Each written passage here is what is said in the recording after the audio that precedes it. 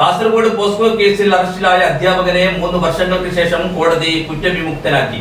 തെക്കിൽ സ്വദേശി ഗണേശനെയാണ് ഓസ്തുർഗ് പോസ്കോ കോടതി വെറുതെ വിട്ടത്.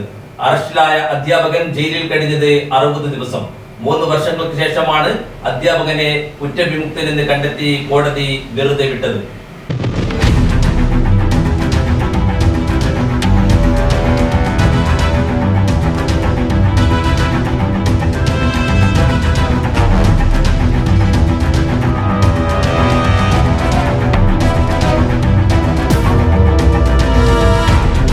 പോക്സോ കേസിൽ അറസ്റ്റിലായ അധ്യാപകനെ 3 വർഷങ്ങൾക്ക് ശേഷം കോടതി കുറ്റവിമുക്തനാക്കി.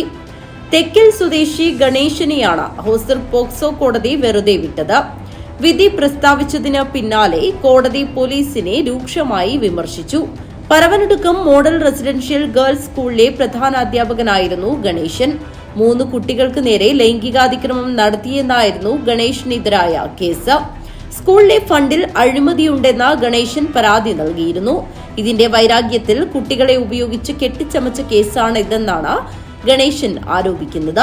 കേസിൽ 60 ദിവസമാണ് ഗണേശൻ ജയിലിൽ കിടന്നത്.